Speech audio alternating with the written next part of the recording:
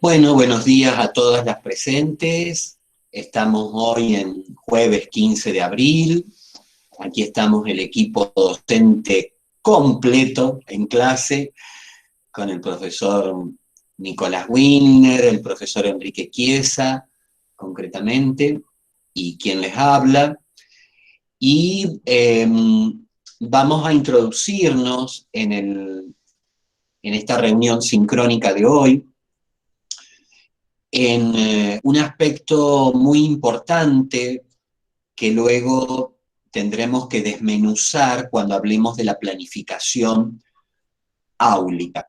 Y digo desmenuzar justamente se van a dar cuenta por lo que vamos a mirar hoy, porque hoy vamos a revisar de alguna manera y analizar los distintos niveles de contextualización en los cuales acontece el hecho educativo que nosotros miramos bajo una mirada focalizada, micro, bien particularizada, cuando tenemos que hacer una programación didáctica y una secuencia didáctica. Si bien nuestro objeto es puntual, el de la realidad del aula, donde aparece el sujeto de aprendizaje, ese sujeto de aprendizaje se dice en relación e interdependiente a múltiples contextos. Contextos que no solo tienen que ver con el territorio geográfico y con el tiempo histórico, porque esos serían como los contextos obvios, que no los podemos olvidar cuando hablamos de la realidad del aula, sino que fundamentalmente tienen que ver con niveles de contextualización en donde el currículum y el desarrollo de la teoría curricular se despliega y tiene lugar, concretamente. Y esto es muy importante para nosotros que nos estamos formando como docente, para poder comprender aquello que ya vieron seguramente con la profesora Mariela en currículum y didáctica, que el currículum es un dispositivo, y como dispositivo tiene distintos pliegues, tiene distintas aristas que van estructurándose por niveles secuenciales, que van desde lo micro, pasando por lo meso, hasta llegar a lo macro, concretamente. Pero cuando nosotros enseñamos las operaciones básicas de matemática, cuando enseñamos los procesos de alfabetización de la lectoescritura, estamos enseñando un nivel de desarrollo curricular que supone todos los demás. Por eso, la idea de hoy es justamente que revisemos y que analicemos cuáles son esos niveles de desarrollo curricular en donde acontece el sujeto de aprendizaje.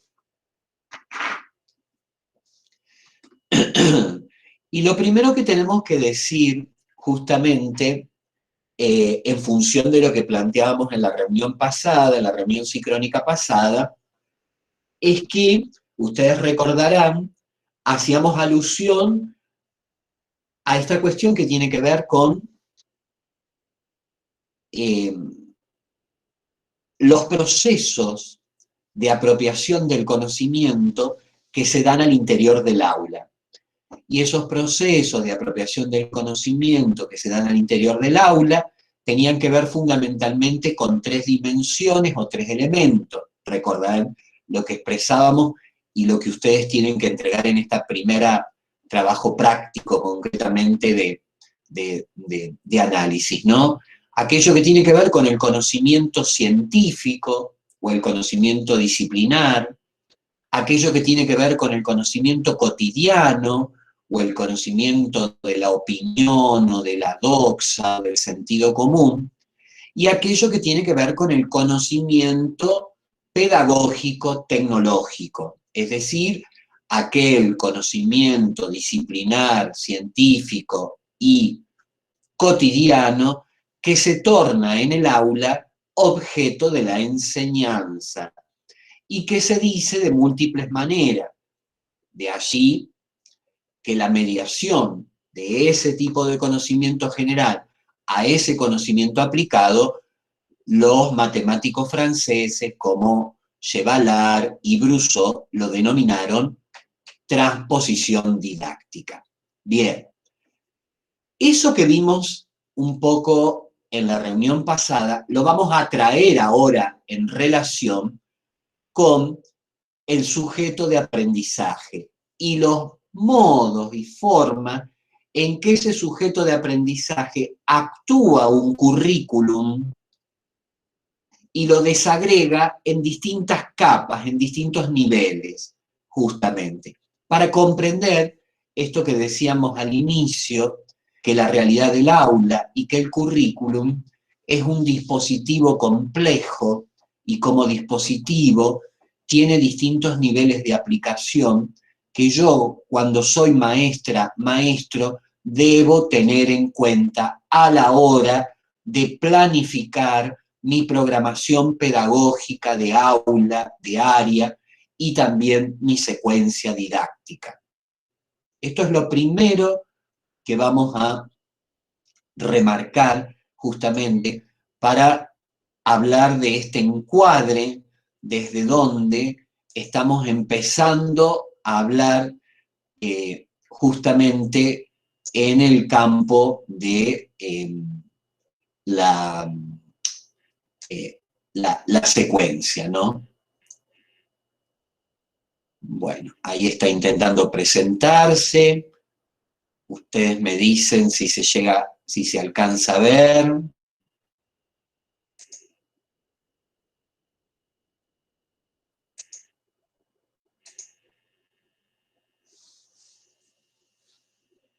De modo tal que vamos a abordar entonces, ya estamos abordando en la gestión del proceso y la enseñanza y el aprendizaje, la enseñanza y la planificación.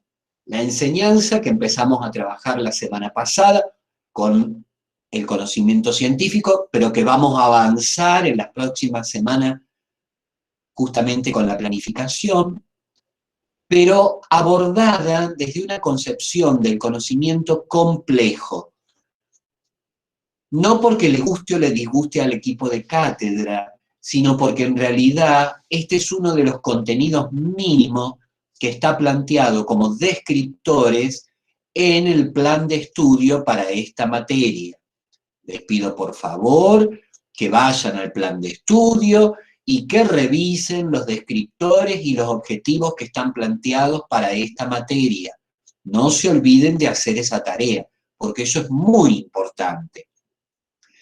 El programa que desarrolla el equipo docente, que seguramente ya la semana que viene se lo vamos a poder poner y colgar en la página, es un programa, es una programación pedagógica ajustada a lo que dicen los contenidos mínimos del plan de estudio. El primer contenido mínimo del plan de estudio tenía que ver con el conocimiento disciplinar y la enseñanza. El segundo contenido mínimo del plan de estudio para esta asignatura es el modelo complejo de la planificación y la enseñanza. Y después vamos a avanzar hacia los otros contenidos mínimos de esta materia. Pero veamos ahora justamente el enfoque desde donde vamos a hablar de este modelo complejo. En el campo de la enseñanza y en el campo de la educación, quizás los que tenemos más años, como es mi caso, no siempre se habló de la planificación y de la enseñanza desde un punto de vista complejo. Es decir, que las llamadas teorías de la complejidad, porque esto remite a un fundamento filosófico y epistemológico que la educación y la pedagogía toman de la filosofía, porque es un encuadre, es un punto de vista, es un abordaje teórico. Las llamadas teorías de la complejidad son teorías del conocimiento que irrumpen bien avanzado el siglo XX, es decir, aproximadamente desde los años 70, 1960, 1970 en adelante. Con lo cual, si ustedes se dan cuenta, son los últimos desarrollos de teorías en el campo del conocimiento que se han producido como avances en la ciencia. En todo el campo científico, tanto en el campo de las ciencias naturales como en el campo de las ciencias sociales.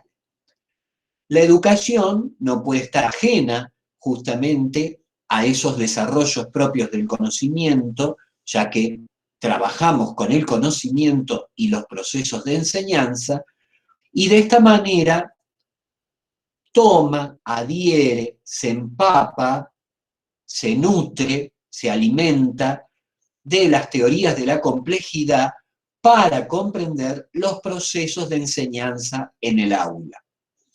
Sobre complejidad se ha escrito mucho y en Argentina hay varios y reconocidos grupos de trabajo sobre pensamiento complejo. Si ustedes googlean, ponen en el buscador académico del Google pensamiento complejo, van a descubrir que en Argentina hay varias escuelas del pensamiento complejo. Unas escuelas son de carácter latinoamericano y otras son de carácter europeo. La que más impacto ha tenido en Argentina de carácter europeo ha sido la Escuela del Pensamiento Complejo francés, concretamente con un gran expositor que todavía vive, es bastante viejito, es el profesor Edgar Morin, concretamente. Es decir, ustedes también lo pueden googlear al profesor Edgar Morin y van a descubrir muchísimas obras del pensamiento complejo, y es un viejito adorable, porque es una persona muy humilde, que ha visitado muchísimas veces Argentina y ha sido muy reconocido en conferencias, talleres, etcétera, etcétera. Los argentinos lo queremos mucho a Edgar Morin por su sencillez y por sus abordajes en el campo educativo. Bueno, esa ha sido, para comentarles, una de las escuelas que ha tenido más impacto del pensamiento complejo en el campo educativo aquí en Argentina.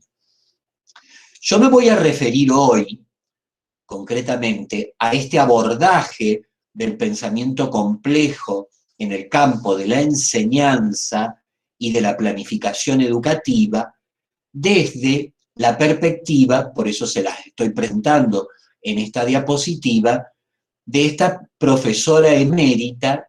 Profesora emérita significa que es un profesor extraordinario, que ya se jubiló de la universidad, pero que por su gran trayectoria y desarrollo académico, la universidad la meritúa, es decir, le da un premio y la reconoce de por vida como un profesor extraordinario. Por eso el nombre de profesor emérito. Que es la profesora Violeta Guyot, que es profesora emérita de la Universidad Nacional de San Luis. Tengo el gran gusto de decir que fue mi maestra de formación. Yo me formé en filosofía y en epistemología con ella durante más de 25 años, y por eso conozco en profundidad los desarrollos del pensamiento complejo que gracias a Violeta se pudieron introducir en San Luis y en gran parte de la Argentina, porque Violeta ha sido una de las propulsoras del pensamiento complejo en el campo educativo en Argentina. Esto para que vean que los autores que trabajamos son autores contemporáneos, e inclusive en este caso son autores que viven en el mismo territorio donde ustedes estudian. Esto no siempre se da, y es un placer poder decir que son autores nuestros y que son autores de una gran trayectoria internacional, concretamente. Bueno, aquí les puse justamente una foto para que conozcan a Violeta, y les puse 3 de sus obras. Tiene muchos libros publicados, tiene más de 20 libros publicados, concretamente en autoría y coautoría, pero fíjense dentro de qué ronda la temática de la autora. Un libro sobre las prácticas del conocimiento, el abordaje epistemológico, Es un libro que ha sido ya reeditado por 3 editoriales de Argentina y sigue estando agotado en la actualidad, porque es un libro, la verdad, muy, muy interesante desde el punto de vista del conocimiento en educación. Un librito que ya no se volvió a editar más, es casi un bestseller, que es el chiquitito azul que está puesto allí, que es Poder Saber la Educación. Ese libro viene del año 1991. Fue el primer libro que salió al ruedo sobre pensar la educación como un dispositivo de acción, cuando en los años 90 todavía en Argentina no se conocía la teoría de Michel Foucault. Violeta fue una de las propulsoras también del pensamiento francés de Michel Foucault. Y uno de los libros más actuales, concretamente que está puesto abajo, son las cuestiones de filosofía y educación entre el campo de la enseñanza y la filosofía, puesto que Violeta es profesora nacional de filosofía recibida en la Universidad Nacional de La Plata en los años 60. Yo nacía y Violeta se recibía, así que miren la diferencia de años que tenemos, ¿no? Pero ha sido mi maestra formadora. Bueno, esto un poco para presentarles la autora, de quien justamente vamos a revisar cómo pensamos el modelo complejo de la enseñanza y de la planificación y desde dónde lo pensamos justamente. Lo primero que tenemos que decir en el núcleo duro, en el centro, en el ángulo, en el vértice de lo que vamos a explicar, es que en el aula, en cualquier aula, y en cualquier aula de cualquier nivel educativo, se da una relación intersubjetiva, mediada por el conocimiento.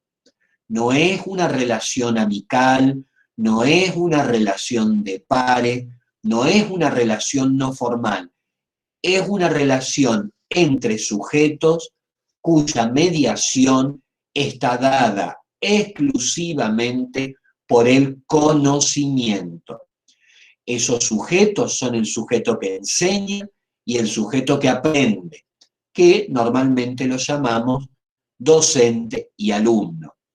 Y la mediación que está dada en esa relación intersubjetiva está sellada por el conocimiento.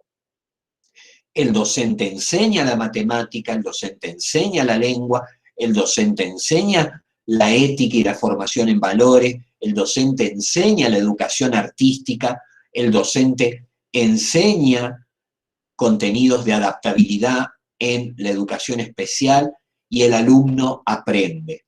Y aprende y enseña mediado por un mediador, un vínculo que es nada más y nada menos que ese conocimiento del cual hablábamos en la reunión sincrónica pasada, ¿no? Concretamente. Lo primero que nosotros tenemos que comprender, nosotros profesionales del aula, es que nuestra práctica educativa, nuestra práctica pedagógica, nuestra práctica profesional como maestras y maestros, es esto. En el corazón de nuestra práctica existe y subyace una relación intersubjetiva mediada por el conocimiento. Esto es lo que nos hace ser docentes.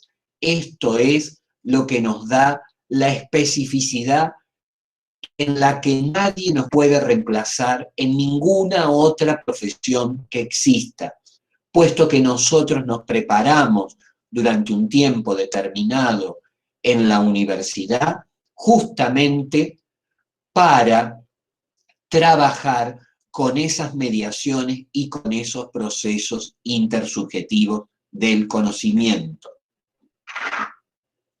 Esto es lo primero que tenemos que retener y lo primero que tenemos que mirar, puesto que este es el corazón, este es el nudo, ¿no? Justamente.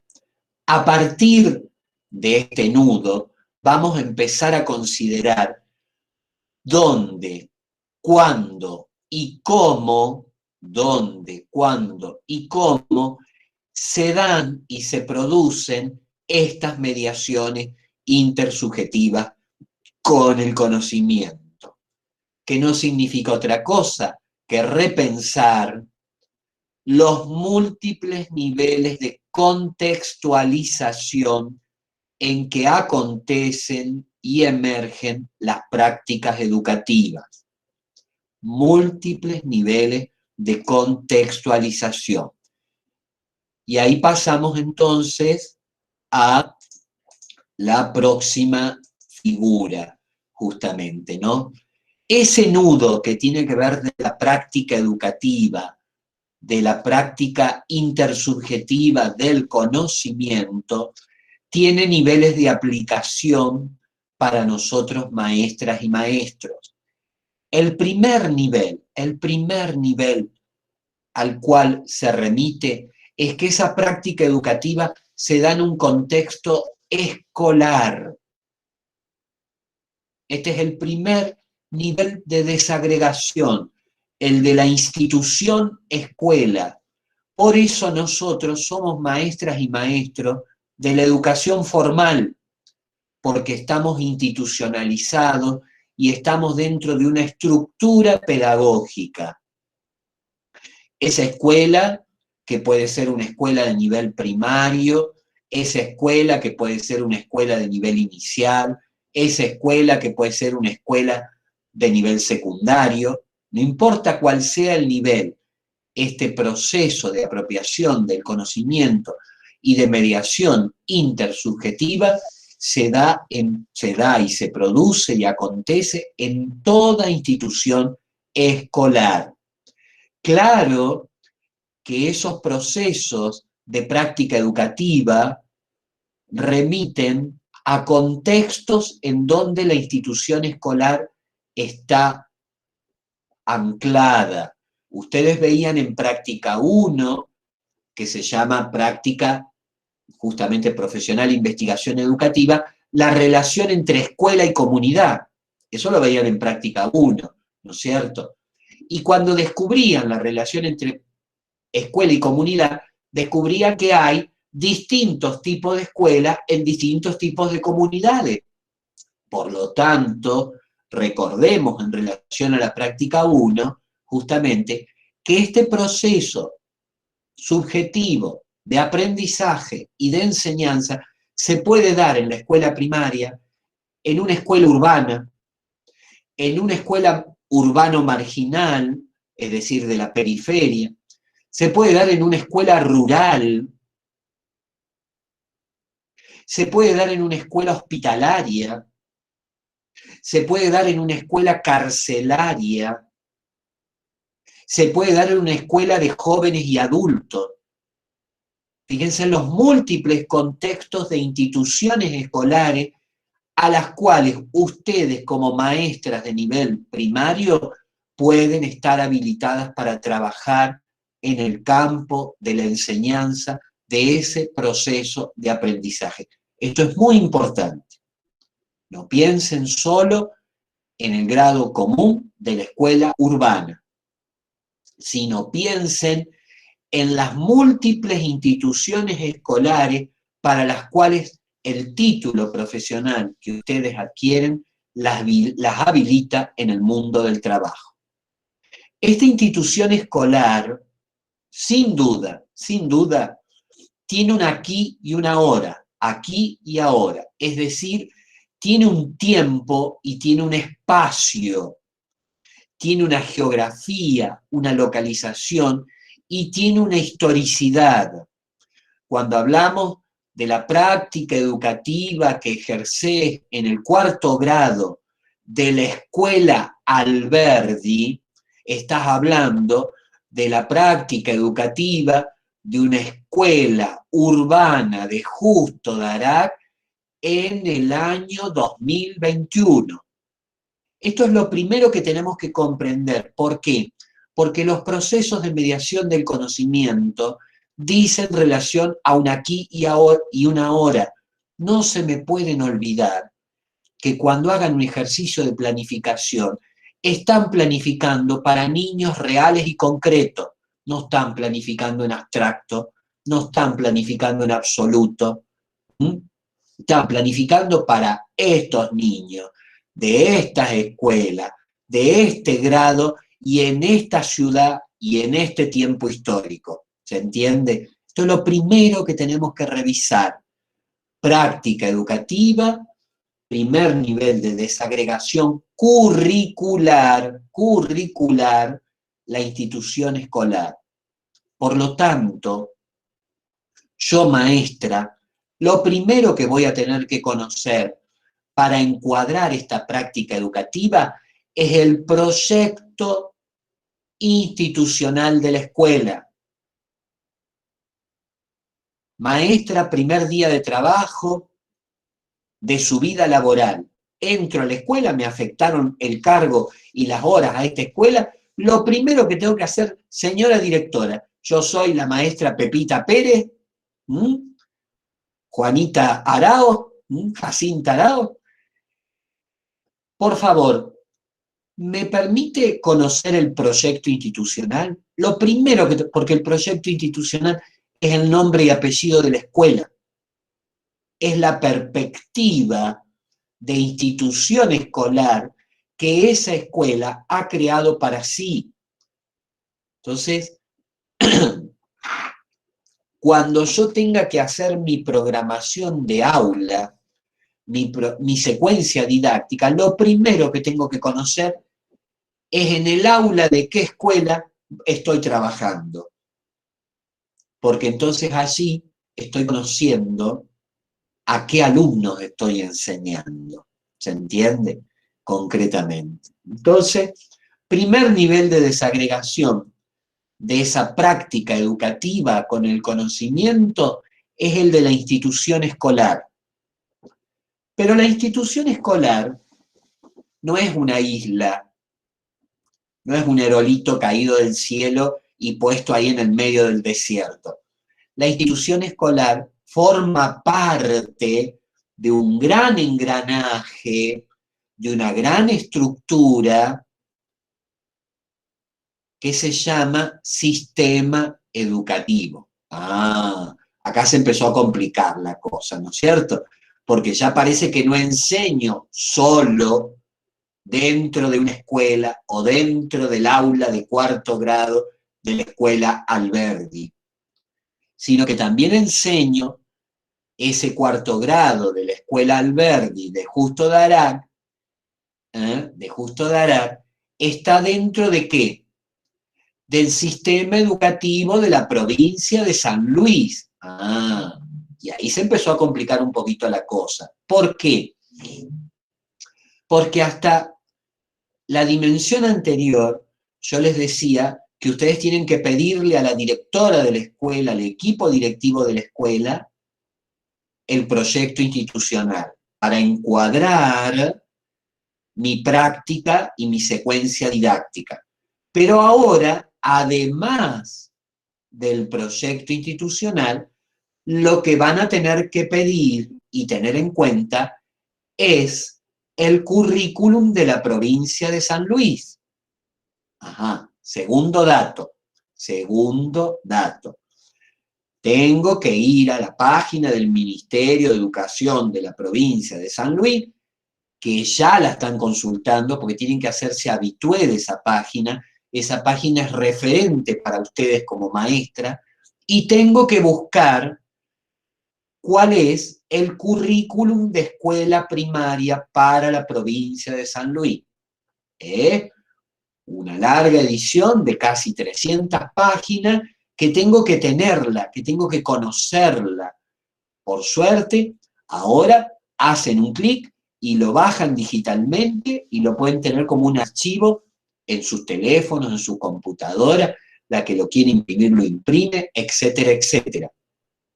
En otra época eran grandes libros que había que fotocopiar y tenerlos en la escuela. Ahora se accede mucho más rápido al currículum escolar.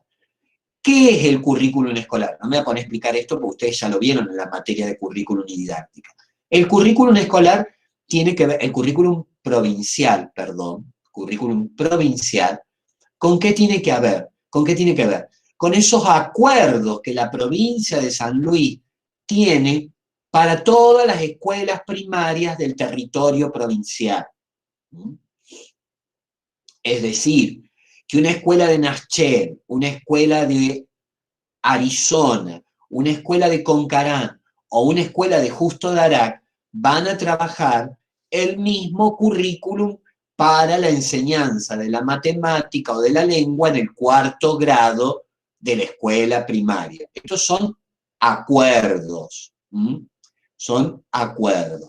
Es muy importante que conozcan el currículum, porque cuando ustedes programan pedagógica y didácticamente la enseñanza, deben conocer el PEI, proyecto institucional, para saber en qué escuela están enseñando, pero deben conocer el currículum provincial para ver cuáles son los acuerdos regionales de conocimiento y de contenido que se enseñan en esta provincia.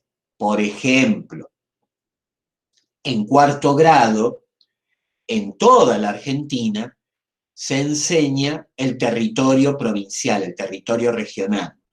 Pero el contenido curricular de las ciencias sociales en 4º grado varía de provincia a provincia. Por ejemplo, yo vengo de la provincia de Buenos Aires.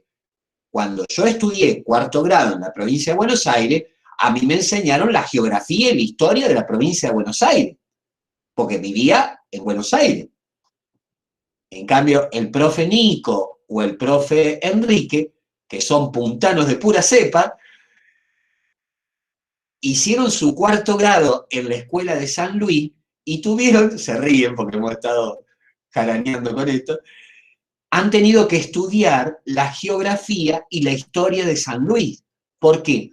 Porque este nivel lo define el currículum provincial. ¿Se entiende? Pongo este ejemplo porque es bien prototípico, el de 4º grado. En otros elementos curriculares varía, pero en este es bien prototipo y se nota bien la diferencia. Si yo voy a cursar 4º grado de escuela primaria en Jujuy y tengo que estudiar la geografía del altiplano peruano, boliviano, argentino, porque es la geografía del lugar.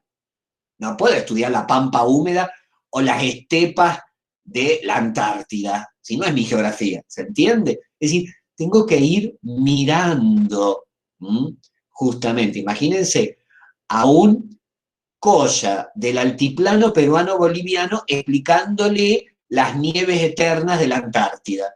El pobre niño no entiende en qué mundo vive, concretamente, porque lo está sacando de su geografía, justamente, en un 4º grado. Después el chico lo va a aprender cuando sea más grande, en un 6º, 7º grado, va a comprender que su región forma parte de un país y que su país forma parte de un mundo. Pero en ese momento, el chico está concentrado en su geografía local. Bueno, esto tiene que ver con el currículum provincial y tiene que ver con el sistema educativo. Ahora, en Argentina, el sistema educativo, y eso lo tienen que ir, ya lo han visto en otras materias, pero lo repaso justamente, lo vieron en pedagogía, lo vieron en práctica 1 también. El sistema educativo, por la estructura política de país que tenemos en Argentina, es un sistema educativo que se articula. ¿Por qué? Porque la Argentina tiene 24 estados, 24 provincias, en realidad tiene 23 provincias y una ciudad autónoma que actúa como estado, que es la capital federal, ¿no es cierto? En definitiva, decimos más fácil siempre 24 estados, más fácil. Tiene 24 estados, o sea que ¿qué tiene? Tiene 24 ministerios de educación provinciales que se articulan en lo que se llama, en Argentina, por ley de educación nacional, en el Consejo Federal de Educación. Consejo Federal de Educación, donde están representados los 24 ministerios de educación de provincia y dirigidos por el ministro de Educación de la Nación. Es decir, que por encima del sistema educativo provincial está el sistema educativo nacional, que es mayor, más abarcativo. ¿Por qué explicamos esto? Porque esto tiene que ver con la división política de Argentina. Pero para nosotros que somos educadores, esto tiene un correlato en la división pedagógica del currículum.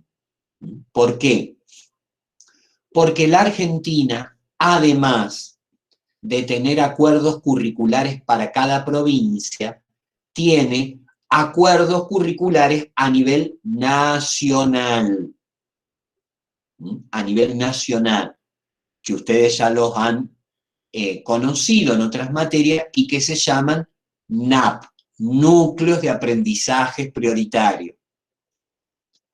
Por lo tanto, un chico que estudia en La Quiaca y un chico que estudia en Tierra del Fuego va a conocer las mismas operaciones matemáticas en escuelas diferentes. ¿Por qué? Porque a nivel país nos hemos puesto de acuerdo justamente para trabajar los mismos contenidos disciplinares. Esos son acuerdos federales. ¿Por qué digo todo esto? Porque este segundo nivel del sujeto de aprendizaje, desde la institución escolar, va al sistema educativo. Pero el sistema educativo, perdón, tiene dos andamiajes o dos subniveles, el provincial y el nacional. Es decir, vamos a ir sumando. Cuando yo tengo que armar como sujeto de aprendizaje mi programación pedagógica didáctica, lo primero que tengo que tener en cuenta es el PEI, es decir, el proyecto de la institución. Lo segundo que debo tener en cuenta es el currículum educativo de la provincia de San Luis, porque me va a dar el nivel regional del contenido. Lo tercero que debo tener en cuenta es los núcleos de aprendizaje prioritario, que son los acuerdos curriculares de nivel nacional, porque vivo en un país que se llama Argentina. Es decir, que ya tengo tres elementos que no me puedo olvidar a la hora de hacer mi programación pedagógica didáctica. Por lo tanto, futuras maestras, ya mismo se me van a buscar, después que termine la clase, los núcleos de aprendizaje prioritario y el currículum de educación primaria de la provincia de San Luis. Se lo bajan y lo guardan en su computadora, en su disco rígido, en su celular, donde ustedes quieran. Pero esto ya lo tienen que tener, porque esto es de libre acceso y de libre publicación. Y lo tienen que tener porque son herramientas para planificar como maestras en el aula. No les digo pedir el proyecto institucional, porque no se lo pueden pedir a cada escuela, pues no se los va a dar. Los proyectos son de la escuela, y eso es cuando haces una práctica de la enseñanza, se pide, pero eso es en cuarto año, concretamente. Bien, sujeto de aprendizaje, institución escolar, primer nivel de desagregación, segundo nivel de desagregación, sistema educativo. Pero no se terminó la complejidad. Estábamos hablando del sistema complejo de la enseñanza. Un tercer nivel que engloba a todo esto que acabamos de decir es el sistema social. Es el sistema social que va a decir, ay, profe, ya me hizo una ensalada, me puso el proyecto institucional, me puso el currículum provincial, me puso el currículum nacional, otra cosa más me está poniendo. Bueno, tranquila, no desesperen. ¿Por qué? Porque el sistema social tiene que ver con ese conjunto de creencias, valores y representaciones culturales en las cuales convivimos en la vida cotidiana, justamente. Y que quizás pasan de una manera más imperceptible para ustedes porque forman parte de la vida cotidiana. ¿Qué quiero decir con esto? ¿Qué significa vivir en Justo Darac? ¿Qué significa vivir en Villa Salle? ¿Qué significa vivir en Villa Mercedes?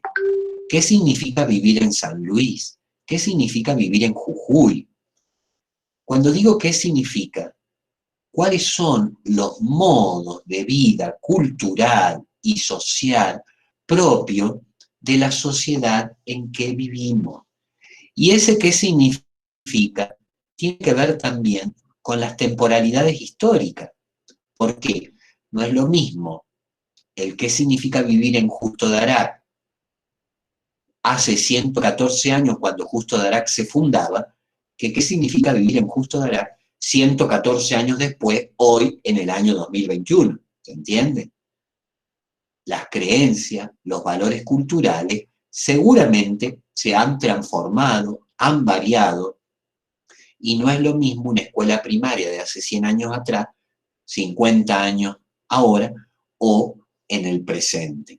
Por lo tanto, cuando nosotros planificamos pedagógica y didácticamente en el aula, además del PEI, además del nivel curricular, tenemos que tener en cuenta el conjunto de valores culturales, sociales y de creencias en las cuales acontece nuestro sujeto de aprendizaje.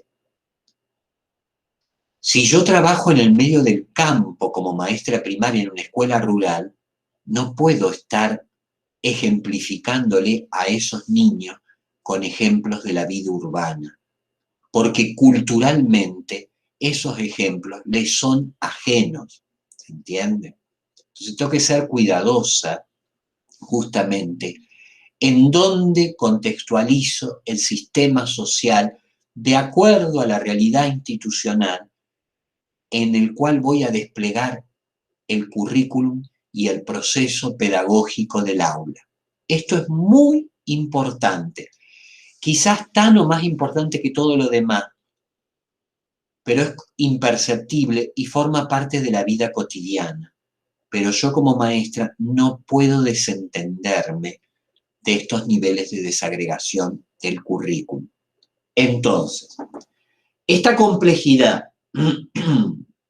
del sujeto de aprendizaje, esta complejidad justamente de la práctica educativa, acontece complejamente en distintos niveles de desagregación que yo debo tener en cuenta como maestra a la hora de planificar.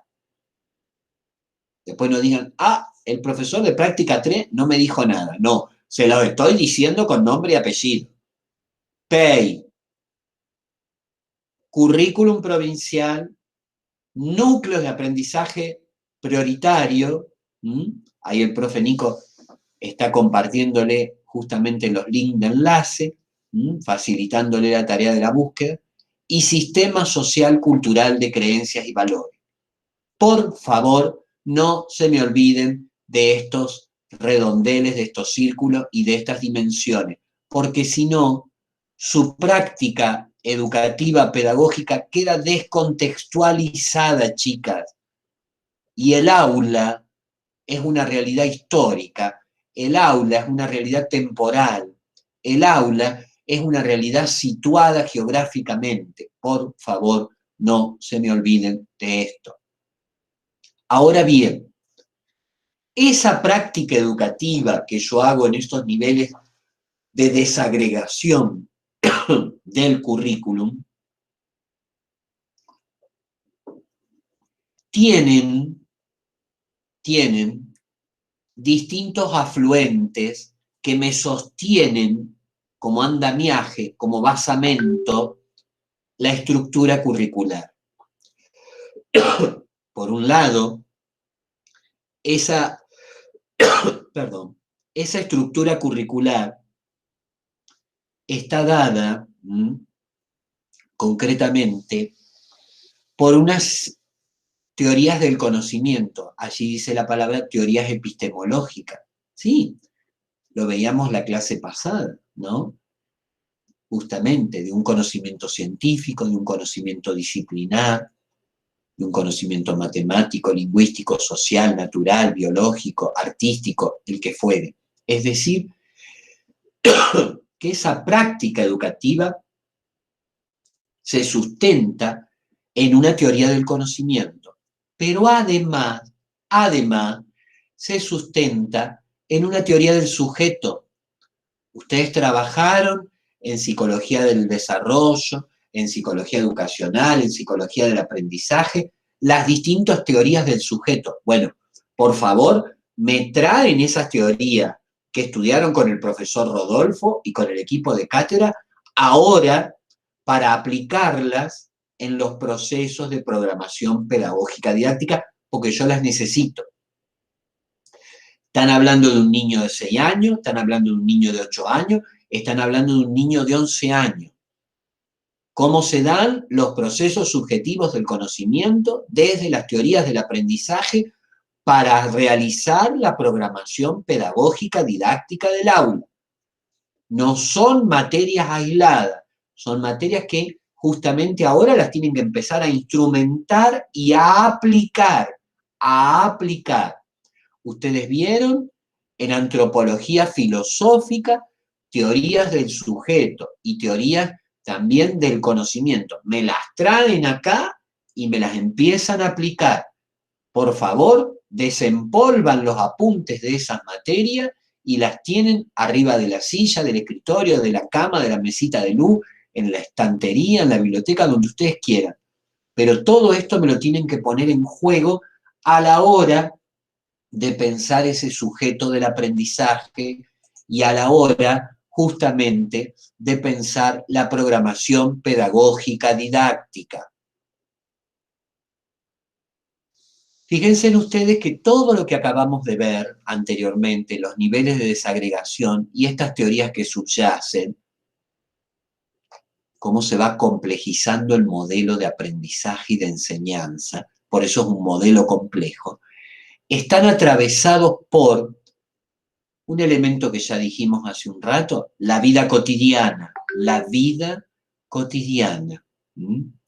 Esta vida cotidiana que en Darak, en la escuela Alberdi, es una, esta vida cotidiana que en Darak, en la escuela Capital, es otra, esta vida cotidiana que en Santa Cruz es otra, etcétera, etcétera, etcétera.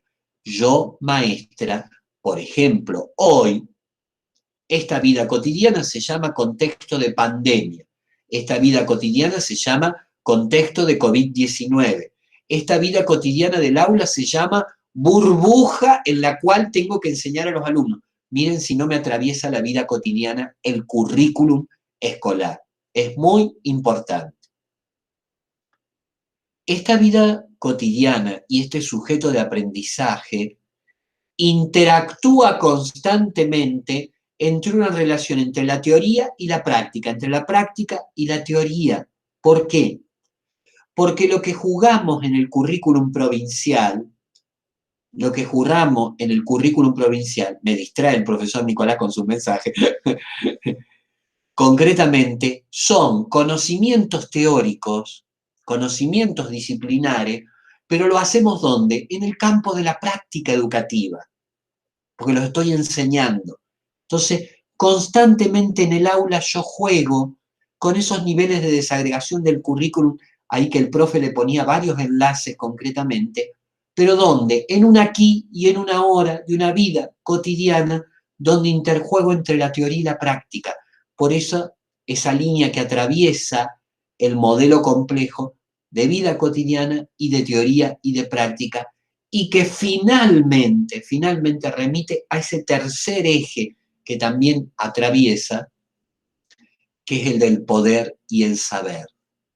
El poder no como una concepción negativa, no como una concepción punitiva, no como una concepción restrictiva, sino el poder como el poder de acción, el poder de empoderamiento que me da el saber que aprendo y el saber que enseño. Es una visión positiva del poder, una visión esperanzadora del poder. De modo tal que ese sujeto del aprendizaje y esa mediación del conocimiento que yo tengo en cuenta en mi programación pedagógica didáctica está atravesado por distintos niveles curriculares, está sustentado por teorías y está atravesado por múltiples dimensiones. Esto es lo que constituye el modelo complejo de la enseñanza y de la planificación. Hemos tardado casi una hora en describirlo, porque hay que irlo comprendiendo en sucesivas aproximaciones, justamente, ¿no? Ahí está un poquito más bonito con colores nada más. En sucesivas aproximaciones que no son fáciles de tener en cuenta. ¿Por qué? Porque el oficio de ser docente, cuando yo programo mi programación de aprendizaje, tiene que tener en cuenta todos estos niveles de desagregación. Y por eso hacer una buena programación pedagógica didáctica es compleja y lleva tiempo. No se puede improvisar cualquier cosa en el aula, porque es muy importante la tarea que realizamos en esa aula. Y en esa aula estamos trabajando con el conocimiento. Y fíjense lo que nos dice aquí la profesora, ¿no? Los docentes, desde su autorreflexión crítica, planeación y accionar estratégico, han llegado a concientizarse de las fortalezas y necesidades de los estudiantes y de ellas mismas. Esta frase, esta enunciación de Violeta, nos remite a este componente que tenemos nosotros en la práctica, justamente, que es la investigación educativa. Y la investigación educativa en esta práctica 3 tiene que ver con el componente de la autorreflexión crítica. Es decir, este ejercicio que cada docente tiene sobre sí mismo de realizar una mirada crítica de sus propios procesos de programación pedagógica didáctica.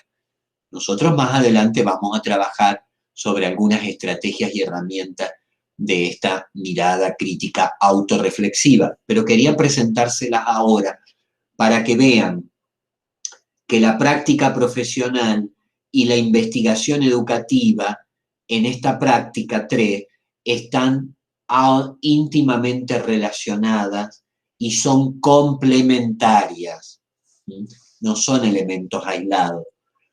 Todo buen proceso de enseñanza curricular remite a procesos de autorreflexión crítica de mi propia práctica. Y allí es donde se une la práctica profesional con la investigación educativa. Esto es muy importante de tener en cuenta. Bueno, allí tenemos a uno de los viejitos adorables que yo les decía al principio, el peladito, es Edgar Morin, este filósofo y epistemólogo francés, ¿no? Y como Violeta ha sido una de las introductoras también del pensamiento de Morin en Argentina, aquí les he traído un comentario de uno de los autores de filosofía argentinos que dice que en consideración de las propuestas de la profesora Guyot, de Violeta Guyot, se aprende el enfoque complejo de la autora que se presenta como el más idóneo para atender las problemáticas de las prácticas investigativas y los docentes, que nada más que el enfoque epistemológico de la complejidad, empero, este enfoque, ella lo presenta como un andamiaje epistemológico encabezado, dice allí, por dos autores, ¿no? Por Kuhn, que es un epistemólogo de la historia de las ideas, y finalizado por Edgar Morin, que es este filósofo francés contemporáneo, todavía vive. Edgar Morin, si no me equivoco, tiene 90 y pico, 90 largos ya, pero bueno, es una persona muy, muy prolífica concretamente.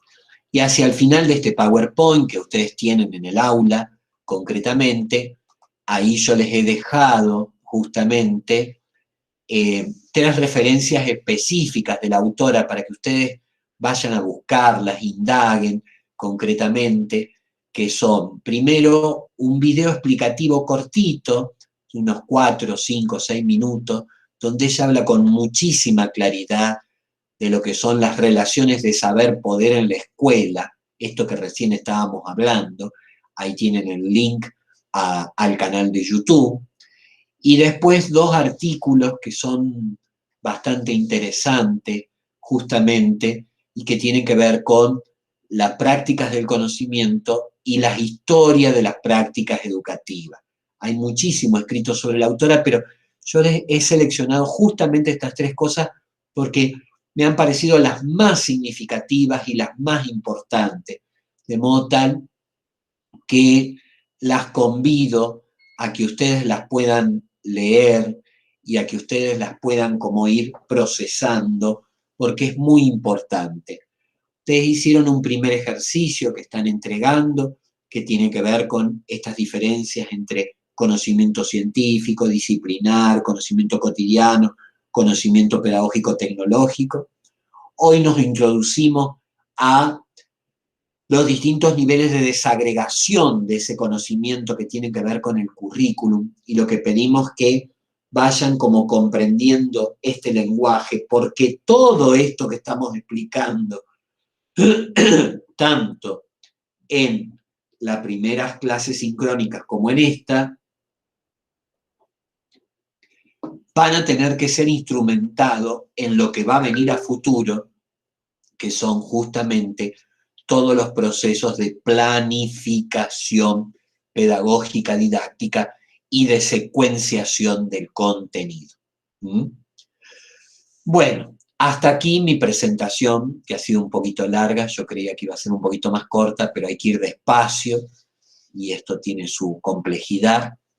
No sé, profesor Enrique, profesor Nicolás, si ustedes quieren acotarle algo a las chicas, ejemplificarle algo, sugerir algo en relación a esto desde sus prácticas de vida cotidiana.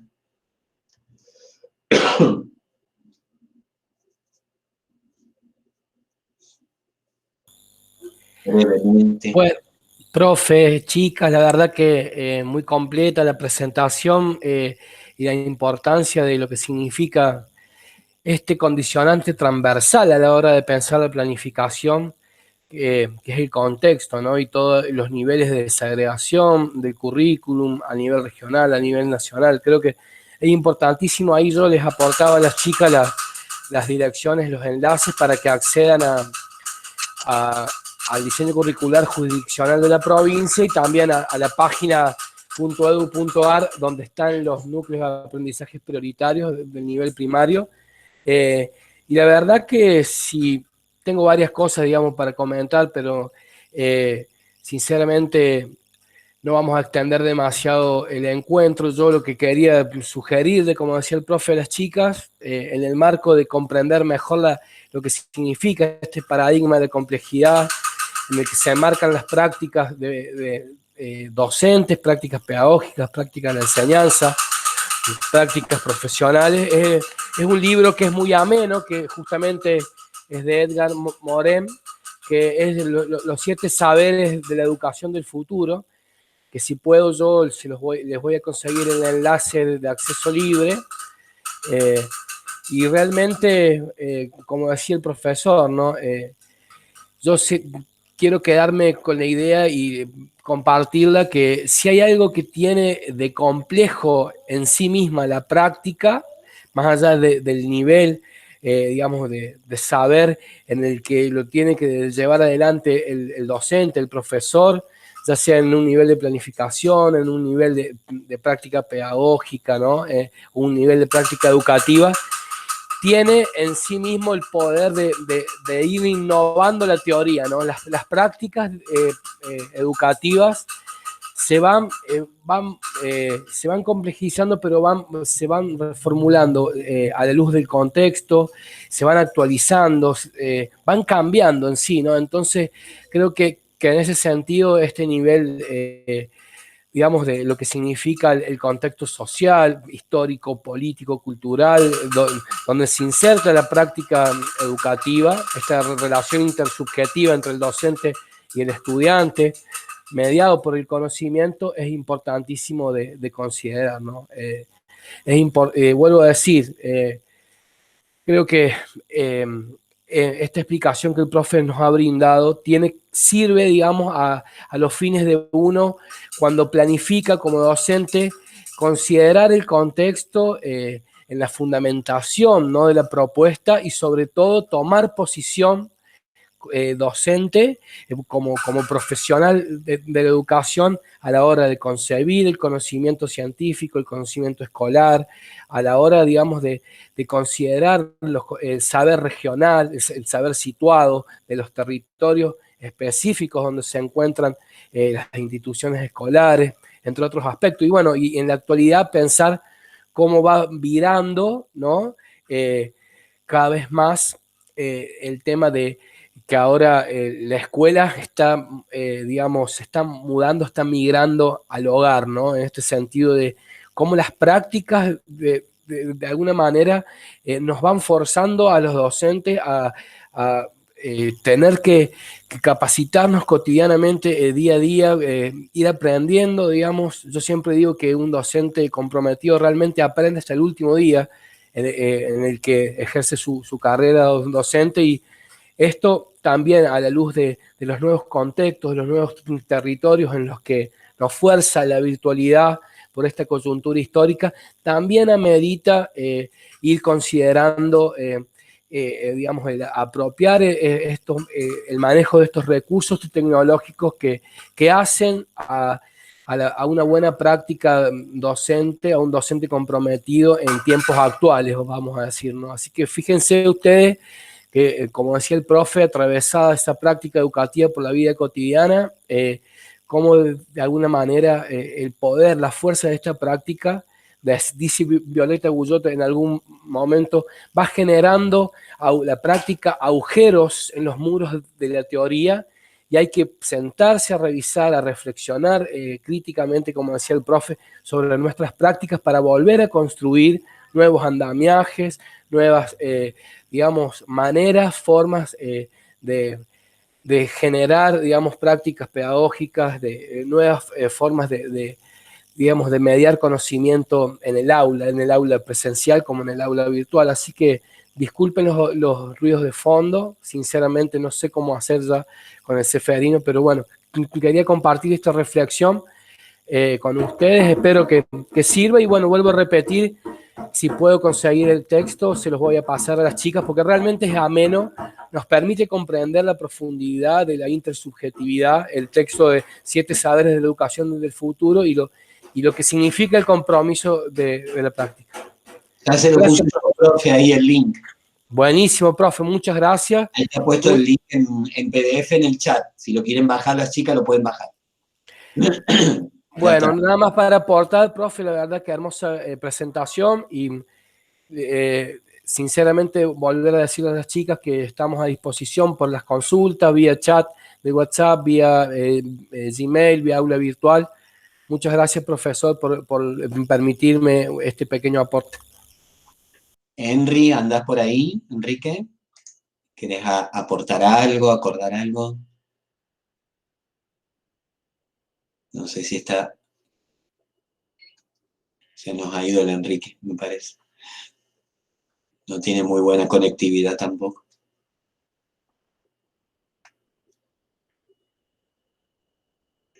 Bueno, chicas, la idea era hacer esta presentación. Por favor, vayan al aula, vayan a los materiales, vean el video de Violeta, es decir, vayan revisando todas estas cuestiones, porque todo lo que hemos hecho en las clases anteriores lo vamos a empezar a volcar en las clases posteriores a esta semana, en empezar a introducir todo lo que es la planificación pedagógica didáctica, para después trabajar secuencia didáctica y trabajar modelos de evaluación de los aprendizajes, que esos son los otros 3 ejes de contenido fuerte que le vamos a dar mucho más tiempo Estos ejes nada más que los presentamos, los consideramos, pero a planificación le vamos a dar más tiempo porque ahí vamos a hacer ejercicios de planificación. Porque acá hay que salir, no digo aprendiendo, pero hay que salir por lo menos ejercitándose en la planificación, porque después ustedes van a ir a la práctica 4, la práctica de la enseñanza, donde van a tener que planificar, ¿no? Van a tener que planificar en el aula. Entonces, la idea justamente es que nosotros trabajemos ejercitándonos en esta práctica 3, junto y de la mano de las 4 materias de las didácticas que tienen ustedes en este cuatrimestre, matemática, lengua, naturales y sociales, para que entre las 5 materias hagamos una misma propuesta y se fortalezcan en los procesos de programación pedagógica didáctica y en el armado de las secuencias didácticas. Así que van a estar escuchándonos a los 5 profesores, más o menos, decir entre comillas lo mismo, digo entre comillas, pues matemática va a ser énfasis en matemática, lengua en lengua, etcétera, etcétera, y yo en el equipo más en lo pedagógico didáctico, porque es mi lugar. Pero los 5 vamos a estar trabajando sobre el mismo bloque conceptual, porque ustedes tienen que salir de esta práctica 3 con el andamiaje para poder ir a la práctica 4, que es la práctica de la enseñanza, que es muy, muy importante. Así que bueno, chicas, ay, se me acabó el agüita. Para mí es un gusto, a seguirse cuidando mucho, por favor, salir lo menos posible de la casa, lo menos posible de la casa y lo indispensable, y a no juntarse con nadie, porque en este momento hay altísimos niveles de virus dando vuelta por la calle, así que por favor, a cuidarse mucho, a cuidar la salud, a cuidar el cuerpo, para poder seguir estudiando y haciendo lo que nos gusta en este momento de la vida. Yo termino acá la clase, profe, si quiere detener la grabación. Bueno, sí, justamente le iba a comentar a las chicas, al profe, que como siempre, esta tarde, última hora, vamos a estar subiendo esta clase tan importante para compartir con ustedes en el aula virtual. La vamos a embeber en el aula virtual para que todas tengan acceso y, por supuesto, al grupo a donde nos escribimos siempre. Así que, bueno, profe, detengo la grabación. Muchísimas gracias por su exposición.